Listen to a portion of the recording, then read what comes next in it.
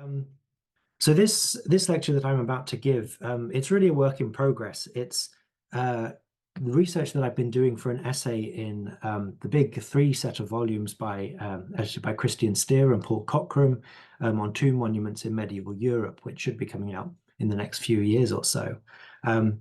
So with that in mind, I would be very grateful for any thoughts or feedback that anyone has on any of the ideas that I'm raising today or any of the points I'm making, because it would all contribute and make it a much a richer essay in the end. So the tomb that I want to talk to you about tonight is this. It's the tomb of Dr. John Yonge.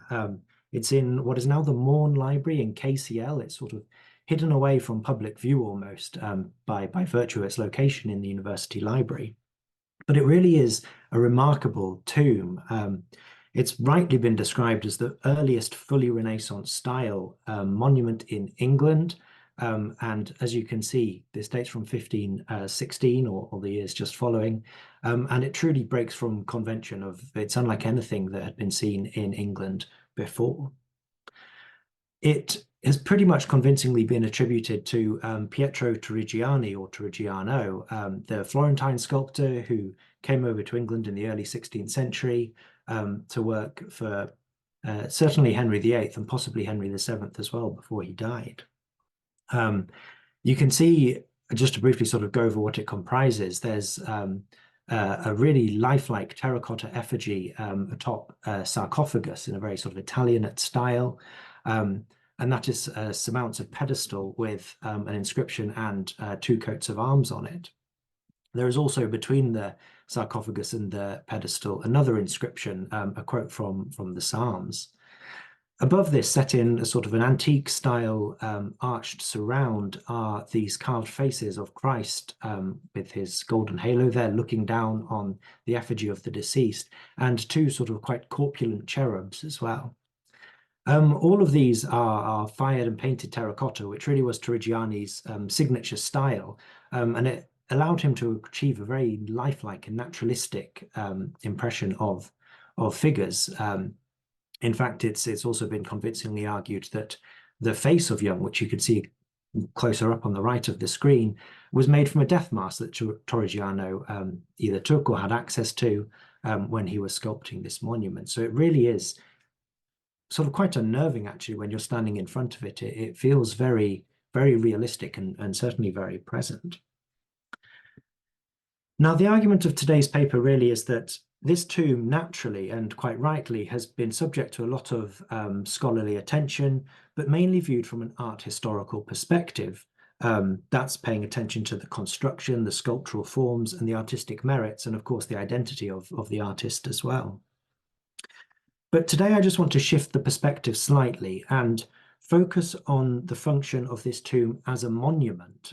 So it's sort of the role that it would have played in its place, in its setting, and particularly in the context of Yonge's own personal piety.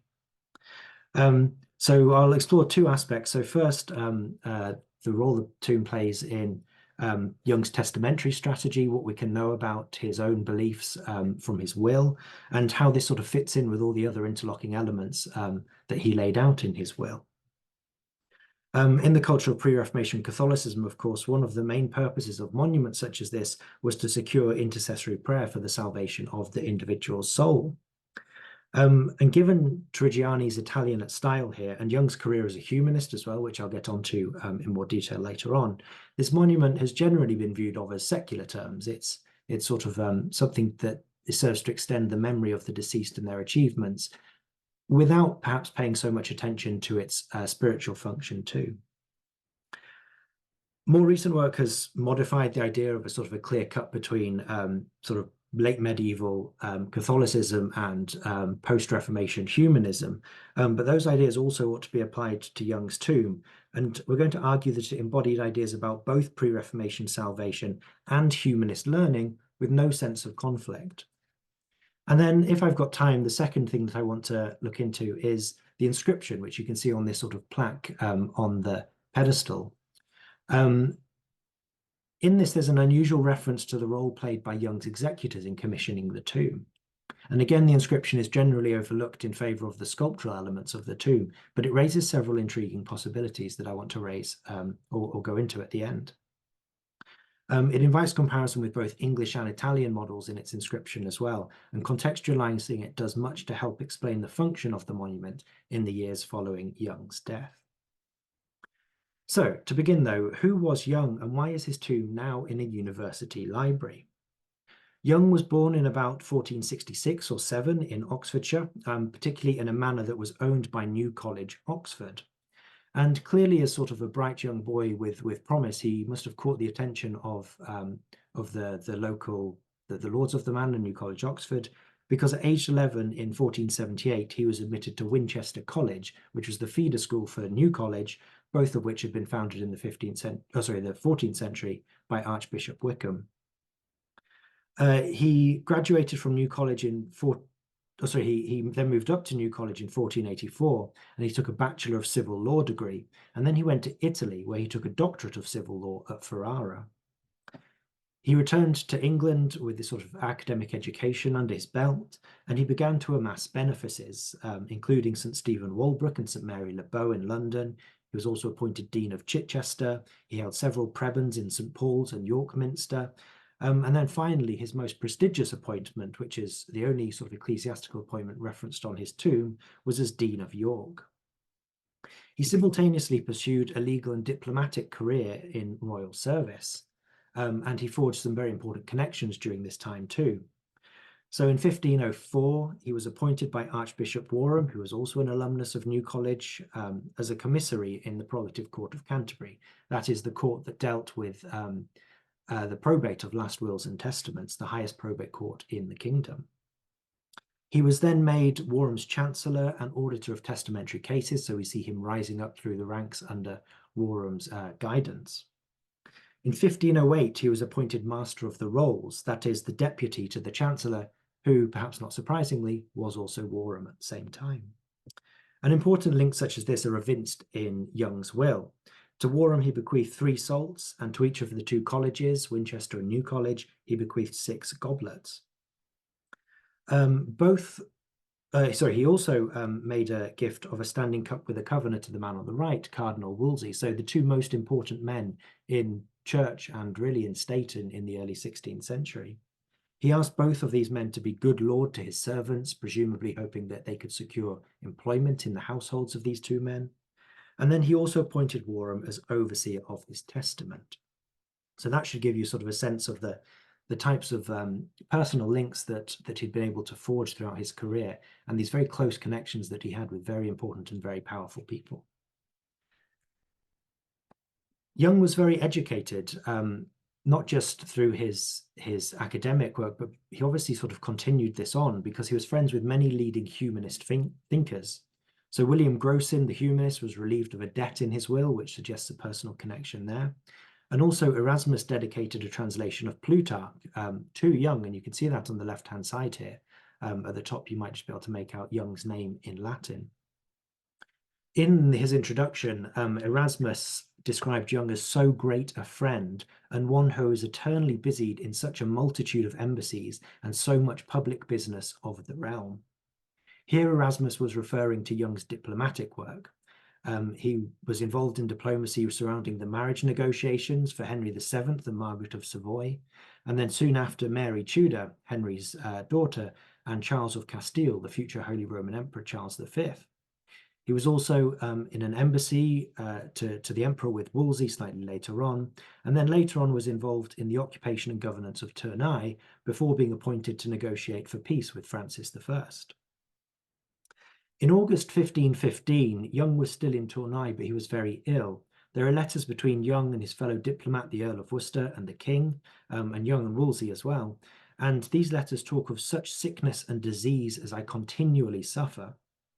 But Yonge refused to return to England even at the king's commandment until he had finished his work, or, as he suggested, some other qualified person takes his place. The name he gives is Cuthbert Tunstall, who would be his successor as Master of the Rolls.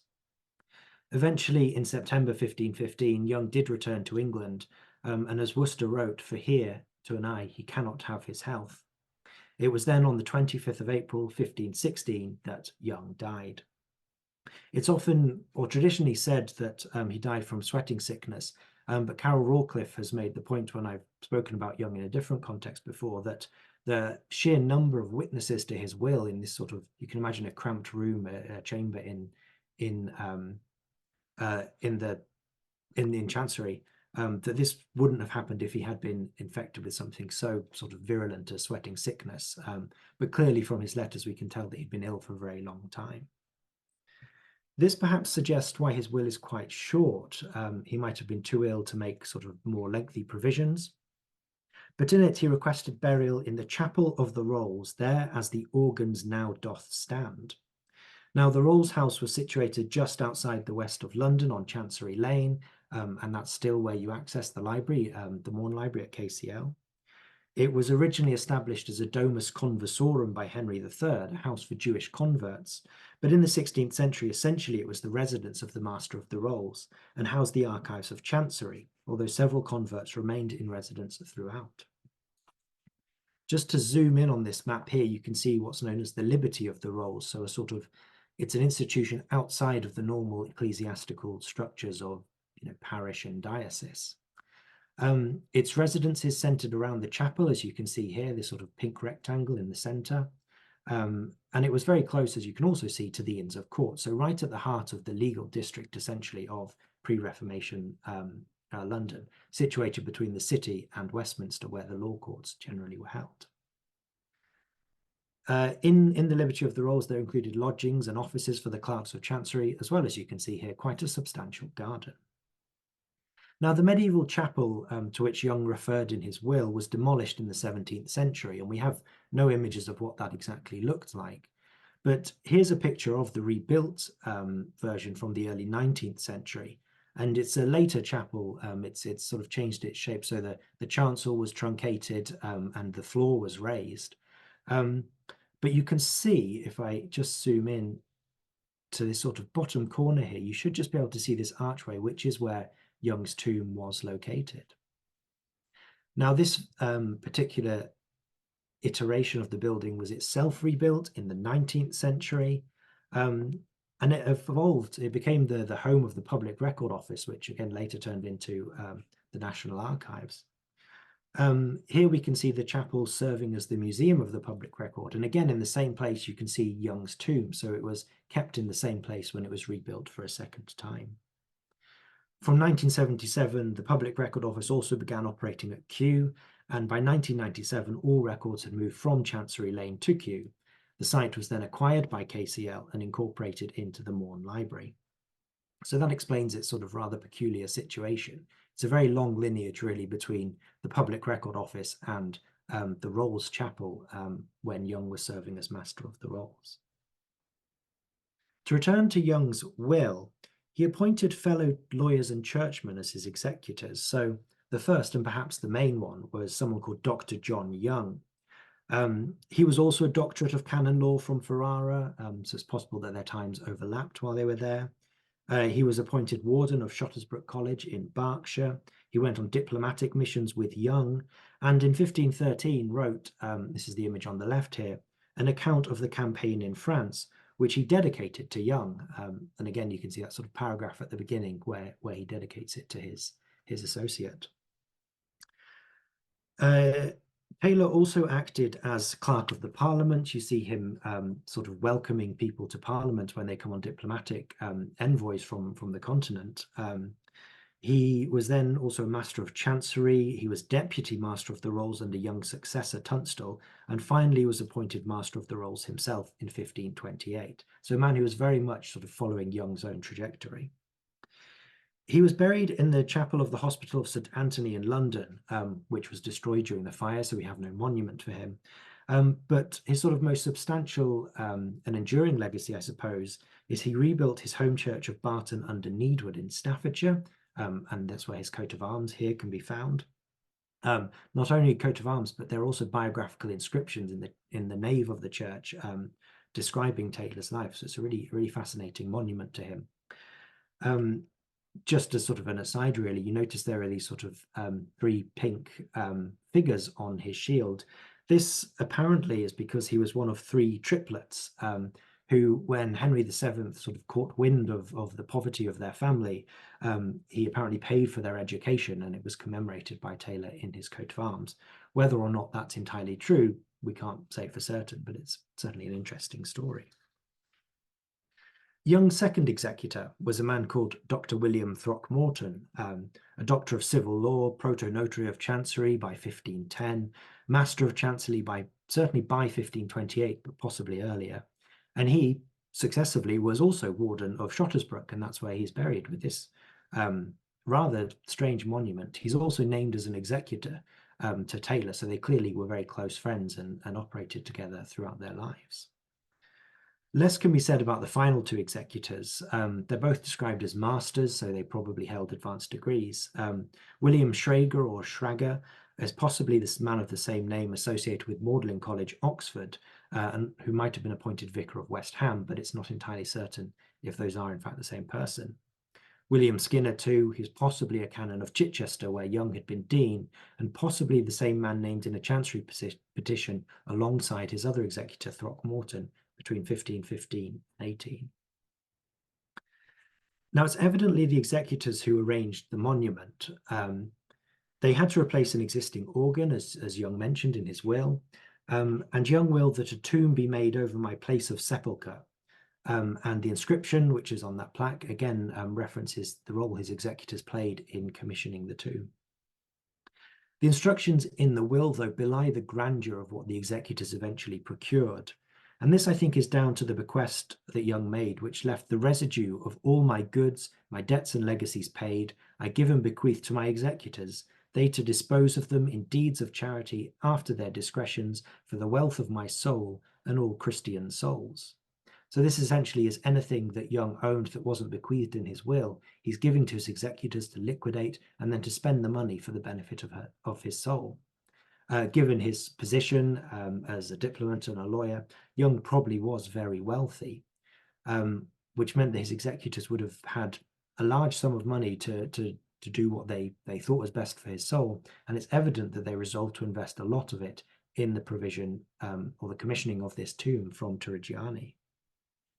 Recourse to executorial discretion like this could have a profound effect that benefited the testator's soul. We see examples of this, of executors rebuilding churches or instituting chantry or anniversary foundations, as well as a whole host of other acts of smaller, lesser acts of charity too.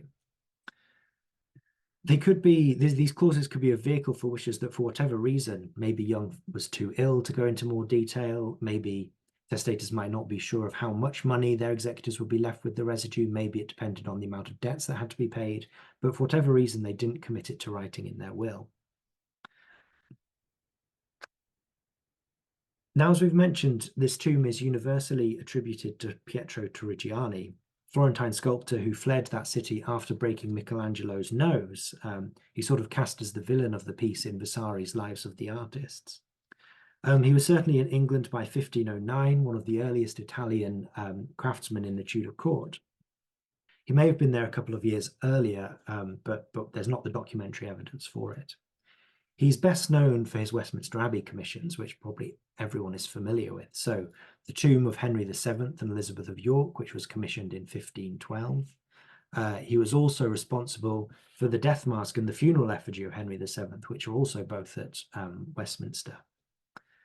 Similarly, he's the sculptor behind the tomb for Margaret Beaufort, Henry VII's mother. And in both cases, so both for Margaret's tomb and Henry VII's tomb, Torrigiani was employed underneath Flemish and native artists, meaning that his Italian style and his sort of predilections for what we'd call Renaissance styles are present, particularly in the treatment of the effigies, but they're part of more traditional Gothic funerary schemes. While in England, Torrigiani also created several three-dimensional terracotta busts. It's recently been proposed that the identification of these two at Harvard are Charles of Castile, the future Holy Roman Emperor, and Mary Tudor, Henry VII's daughter, and were possibly made as a gift for Charles's aunt, Margaret of Austria, during the negotiations for the match between them. This ended up as a proxy marriage, and Mary eventually broke it off and went on to marry the King of France, and also Charles Brandon as well. We know that Margaret of Austria certainly employed Torrigiani, and she asked him to repair a sculpture of Mary, who was her niece, which had been broken at the neck. And X-ray work that's been done recently on these busts suggests that this could be the very sculpture that she's talking about in this letter. Other examples from Torrigiani's time in England, again, these are quite famous ones. So from the top left in clockwise order, we've got Henry VII at the V&A, based on the death mask that Torrigiani made as well. To the right, someone who's now called an unknown Florentine merchant at the Metropolitan Museum of Art in New York, previously thought to have been a young Henry VIII. Then at the bottom, on the bottom left, so not quite clockwise, actually I've made a mistake in the caption there, an unknown ecclesiastic, again previously thought to have been Bishop Fisher, but comparisons with Holbein's drawing suggest that this probably isn't true. All three of those were displayed at in what was known as the Holbein Gate in Whitehall in 1759. And then finally, on the bottom right here, Gilbert Talbot, the younger son of the Earl of Shrewsbury, again at the V&A. Torrigiani was almost certainly responsible as well for the bust of Dean John Colet, who died in 1519, on his tomb at Old St Paul's Cathedral. This was, along with so many others, destroyed in the Great Fire in 1666, but several copies of the bust survive, and here's just one of them in the National Portrait Gallery. I think you can tell that it's Torrigiani just based on the sort of the treatment of the face. It's very similar to, well, Yonge's tomb, but also the effigies of Henry VII. Other commissions in England, he made heads of Christ, so one at Burghley House and then this one at the Wallace Collection. This one was originally made for Adopt Islip's Jesus Chapel in Westminster in about 1516, and both of these are very similar to the head of Christ that's seen on Yonge's monument as well. There's also a roundel with a portrait of Sir Thomas Lovell at Westminster. And we know that Torrigiani also designed the high altar for Henry VII's chapel in Westminster in 1517. And then in 1519, he was involved in an ultimately unrealized design for the tomb of Henry VIII and Catherine of Aragon. It's not known at what point Torrigiani was contracted to work on Yonge's tomb. There's no documentary evidence that directly relating to the process that survives. Although the request in Yonge's will for his executors to procure the tomb and the inscription make it clear that this was after Yonge's death. It's also been suggested that the sculpture of Yonge's face was, like Torrigiani's bust and the funeral effigy of Henry VII, based on a death mask, which by necessity couldn't have been made before Yonge's decease. Further evidence is offered by the discovery of sculptural fragments within the tomb in the 19th century, including angels that appear to be rejects from the decorative scheme of Henry VII's chapel. This suggests that Torrigiani was working on the tomb, or on Yonge's tomb, while construction at Westminster Abbey was either ongoing or had been completed. It's also possible, though, that Yonge had a hand in the selection of Torrigiani as the sculptor of his monument. He didn't necessarily leave it entirely to his executors, although they were the ones who saw it through. Yonge might have been aware of Torrigiani's work as early as 1507, when he was involved in the marriage negotiations of Mary Tudor and Charles of Castile, and he may have been aware of those two busts of the betrothed couple, or Torrigiani's work for Margaret of Austria when he was entreating on diplomatic matters. Similarly, he was appointed one of Henry VII's executors, so he would have played a role in commissioning the artist for the King's tombs in Westminster. We cannot know whether or not Yonge approached Torrigiani before his death, or whether it was one of his executors, and Dr. John Taylor is the suspect here because he moved very much in the same circles as Yonge. But it is clear that at least one of them seized the opportunity presented by the employment of Torrigiani in England to secure a remarkable monument, and one that was probably informed by the Italian education both Yonge and Taylor had pursued, as well as their humanist leanings and diplomatic experience. In any case, in the 1520s, Torrigiani left England to work in Spain for Charles, who was now Charles V, and he often produced full-sized religious sculptures, Penitent St. Jerome, for instance. Legend has it that while in Spain, Torrigiani was shortchanged by his nephew for some property in Italy. In anger, he destroyed an image he was sculpting of the Virgin Mary, and for this he was imprisoned by the Inquisition, and it's said that he starved himself to death while in prison. The veracity of this story, which is found in Vasari's Lives of the Artists, cannot be proved, but Torrigiani was certainly dead by 1528. So back to the tomb itself. The form of this tomb is an import from Italy. It was a type developed in Florence in the 15th century, but it soon spread throughout the Italian peninsula. It was very popular with high churchmen, especially cardinals in Rome. So, for example, just as a way of comparison, on the right here, we have a tomb sculpted by Andrea Bregno of Cristoforo and Domenico della Rovera in the Santa Maria del Popolo. Evidently varying in elaboration, but there are three main elements to these types of tombs. So an effigy resting on a sarcophagus, a prominent inscription panel, all set in an al antica archway that featured an intercessory scene in the lunette. So on the left, on Yonge's tomb, we've got the head of Christ. On the right, in the Roman example, we've got the Virgin and Child. You might notice that Yonge's tomb appears rather squashed compared to the Roman example here. That probably isn't how it would have appeared originally. The floor was raised by 2 feet during the 19th century rebuilding, which sort of compressed that space between the effigy and the scene in the archway. So it probably would have looked a bit more elegant and a bit more in keeping with the other Italian examples originally. So the importance of the artist Torrigiani and the obvious parallels with these Renaissance tombs means that Yonge's monument really is only ever viewed as a work of art, which it certainly is, but attention is paid to the craftsmanship and the spread of artistic motifs and methods from Italy to England. And this, I think, tends to divorce it from its original context somewhat, although obviously it's foundational work, which absolutely was necessary to be done. This was exemplified, though, in the tomb's display in the Image and Idol exhibition at the Tate in 2001/2, and you can look in the catalogue to see exactly what I'm talking about. But the effigy was removed from the tomb and it was displayed sort of by itself with none of this contextual surround at all. It was by no means the only tomb to be displayed in this way because it was an exhibition on the sculpture. But I think it sort of suggests where the importance of this tomb is generally seen as lying. This is partly informed by the fact that Italian tombs themselves are usually only seen in secular terms. They're viewed as serving to extend the name, status, and deeds of the deceased into posterity. And this is thanks to the inspiration I think they took from classical tomb models. But these, of course, were predicated on entirely different understandings of death. And so they don't quite translate into a pre-Reformation Catholic mode of tomb sculpture, I suppose. So how can we address this? Well, I think if we look at Yonge's piety as expressed by his will and other sources, and this can help us conceptualize the ways in which the function of the tomb would probably have been conceived when it was first built. So pre-Reformation Catholicism was really predicated on the notion of purgatory, that only the saintly in a literary sense would immediately go to heaven. Most people would have to atone for their sins committed on earth in purgatory, undergoing a spiritual cleansing. And medieval thought conceptualized of purgatory really as a place of torture, often with the punishment matching the sin. But the main difference to hell was that eventually one would get into heaven. There were ways to mitigate or lessen the suffering one would endure in purgatory, primarily by carrying out both corporal and spiritual acts of mercy during life, or instituting them after death.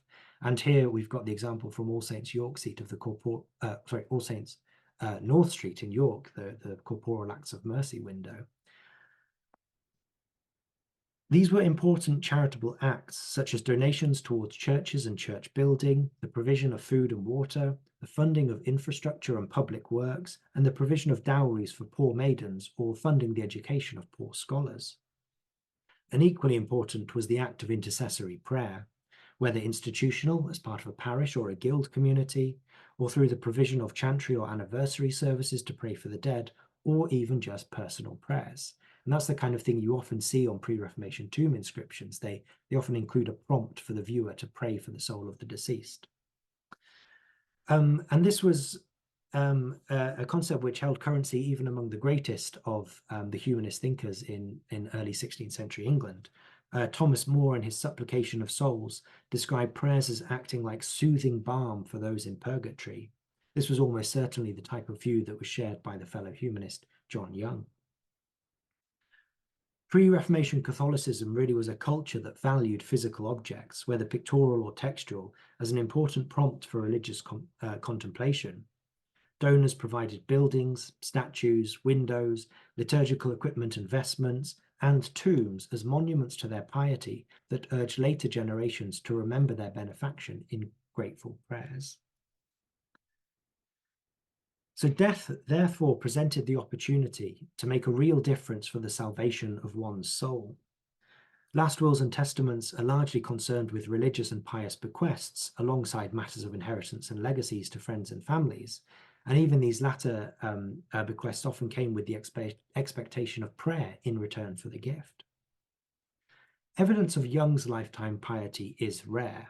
The ecclesiastical positions he held were mainly as absentee benefices, while he was employed in chancery or on diplomatic missions. But in 1506-7, while he was rector of St Mary Le Bow in London, he enrolled in the Fraternity of Parish Clerks, which maintained an altar in London's Guildhall. This is really the only sort of definite sense we get of his own personal piety during his lifetime. But he was probably sort of subscribed to the educated and humanist brand of Catholicism that was circulating in London at this time. This is evinced by his friendship with notable humanist writers. And of course, he died before Martin Luther nailed his theses to the door at Wittenberg. So we can sort of, I think, quite clearly say that he didn't have any Protestant leanings or proto-Protestant leanings. As we've already noted, the will is relatively laconic. It's brief, it doesn't say very much, but still the bequests in it are not insubstantial, and they demonstrate further an adherence to prevalent contemporary modes of devotion. So, for example, he gave a £100 donation towards a conduit at Rye in Sussex, so the provision of fresh water for the townspeople. This was very similar to bequests made by, for example, wealthy Londoners with connections outside the capital. It was one of those infrastructure charitable acts, and it can be seen as a good work benefiting the soul of the donor. The connection to Rye comes in the form of another beneficiary named in the will, the Pierce family. Yonge gave 100 marks to the parents and children, and £40 of plate and a house in Stepney to the parents. John Pierce's will of 1524 describes Yonge as uncle to my wife Joanne. So that's clearly, it's a personal familial connection that's informing the bequest to Rye Conduit.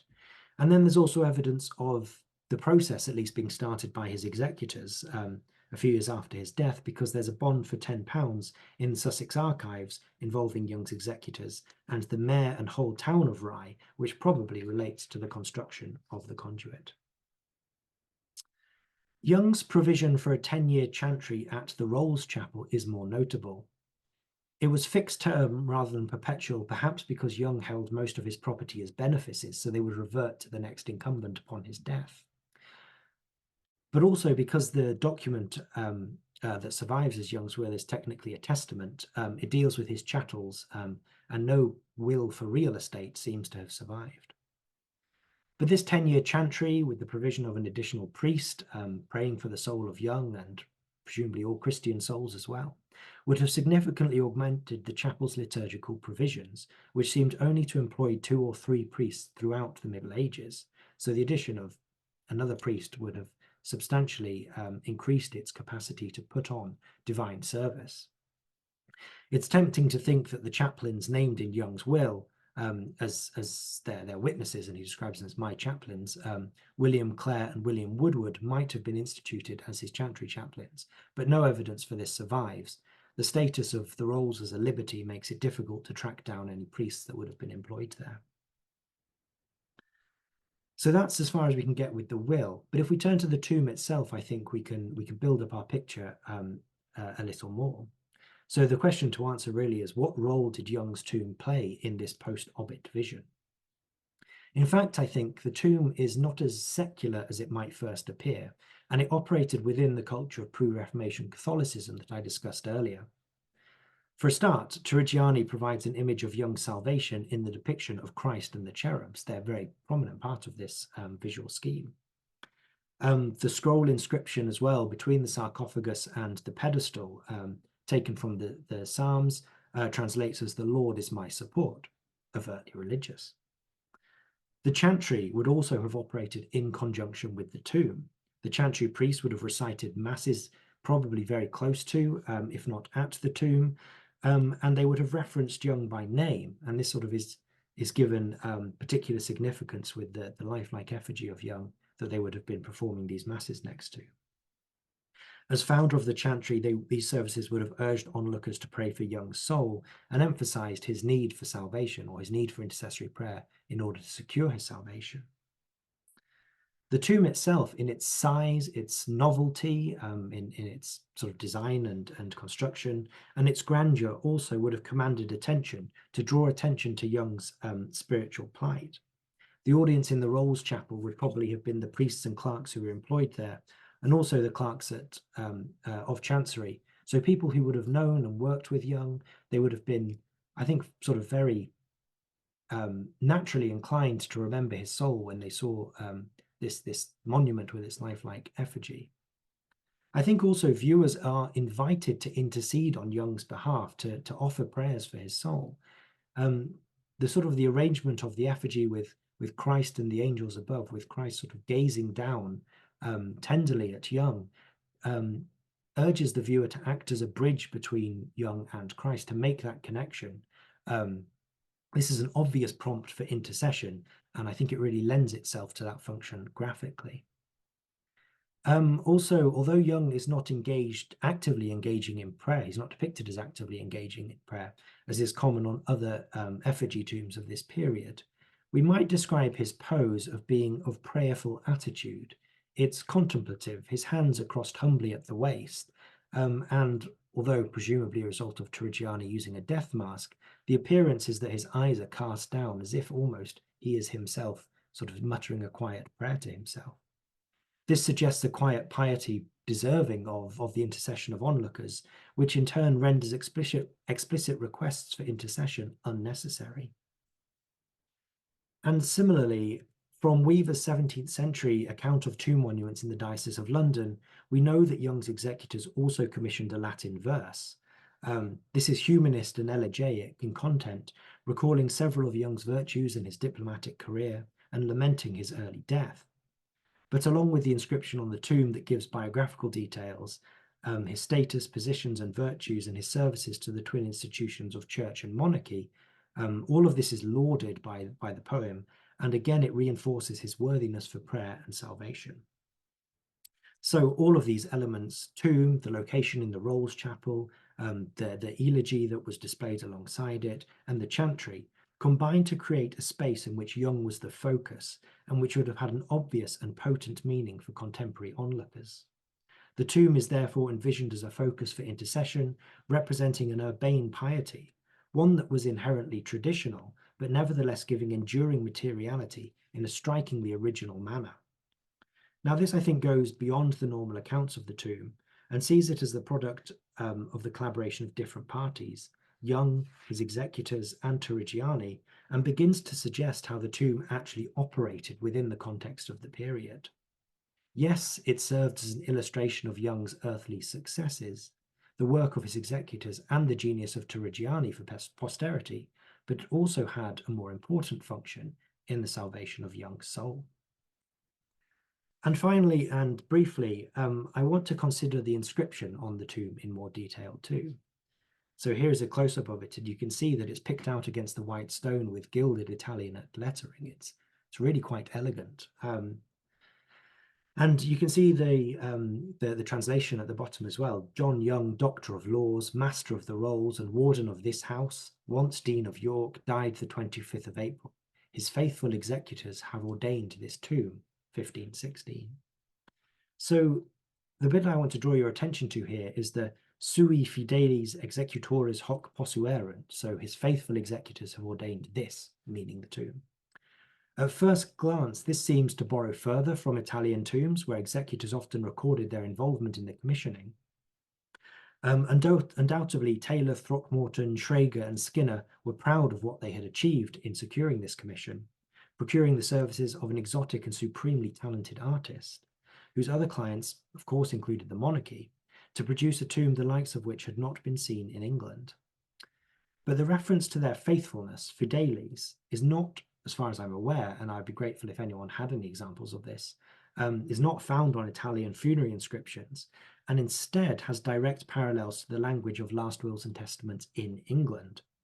Epithets such as true and faithful can be readily discerned in pre-Reformation wills and are almost always given to executors, my true and faithful executors, in their appointment. Language of this nature was deployed in wills both to reflect pre-existing relationships between testator and executor, because of course executors wouldn't have been appointed unless the testator thought they were trustworthy, but also to set expectations of behaviour and to construct the role of executor in popular discourse. It's sort of an ideal mode of what an executor should be. The description of Yonge's executors as fideles, then, was therefore part of a network of language that extended beyond funerary inscriptions. But what was the purpose of noting the guiding hand of Yonge's executors in the commissioning of his monument? I will briefly sketch out, I think, 3 primary motivations that can be suggested. The first, as I just hinted, was to record and commemorate their work, which might be the result of a complex process of collaboration. This is to, as we sort of see it today, to keep it for posterity.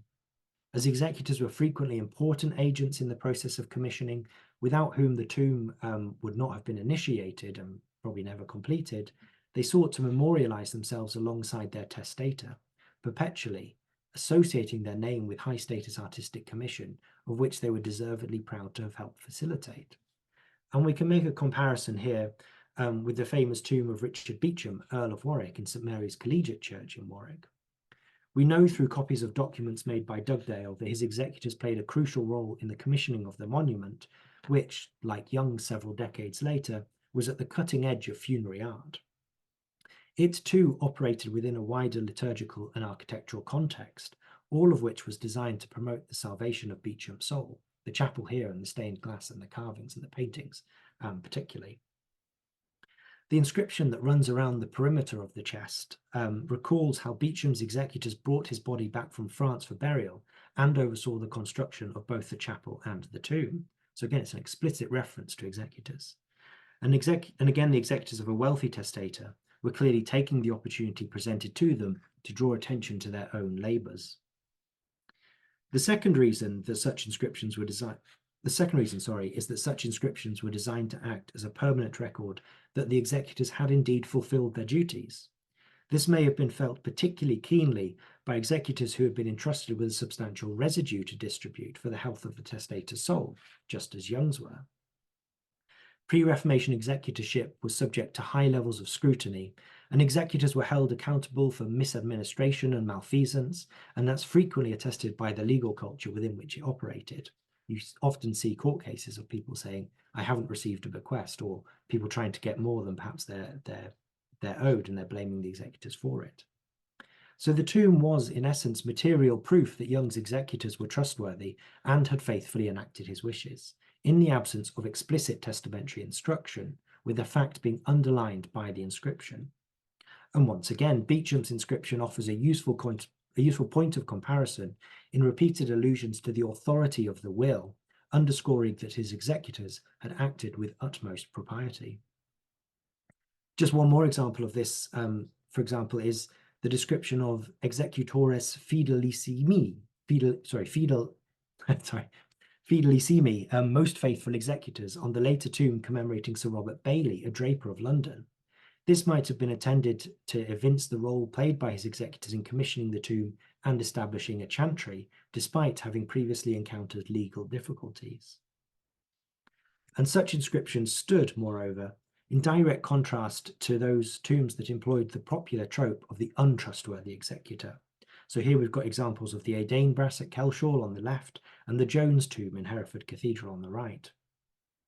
Both of these and tombs and other inscriptions and poems like them warned that executors be covetous and urged testators to enact charity and good works before their death, arguing that it was simply too risky to leave such an important task to others. The decision made by Yonge's executors may well have been, at least on one level, intended to act as a preemptive counterpoint to potential allegations of negligence such as this. The inscription therefore simultaneously embodies both the positive evidence of action and the absence of wrongdoing. And finally, it could be argued that by materially associating themselves with the intercessory schemes of their testator, in this absence Yonge's tomb, executors were seeking to share in their salvation. Executorship was burdensome, especially where large estates were concerned, and there is evidence that its undertaking was considered a good work within the penitential economy of pre-Reformation Catholicism. Failure to properly undertake the duties of executorship, moreover, had not only legal but penitential consequences too. By explicitly aligning themselves with the tomb and its associated intercessory functions, the prayers and the chantry that were taking place around it, Yonge's executors were making a statement before God as well as man. The intention, no doubt, was to provide succor for their own souls when they eventually followed their testator. So quite where the balance of motivation behind the wording of Yonge's inscription lay is impossible to say, and priorities may well have differed among his executors. But its unusual inscription certainly urges us to reframe our understanding of the tomb, generally having been the preserve of art historians, but which nevertheless benefits from a socio-historical perspective that is sensitive to its religious functions. References to executors proliferate on English tombs after the Reformation. In these cases, the intentions underlying the text had mutated, retaining some of the implications that I've set out, but losing others. Yonge's inscription, and those like it then, ought to be viewed with fresh eyes as occupying an important position that was influenced by a variety of different vectors specific to the context in which it was created. Torrigiani's masterpiece was certainly groundbreaking and influential in terms of its form, but the picture is greatly augmented by concurrently appreciating its function. Thank you very much.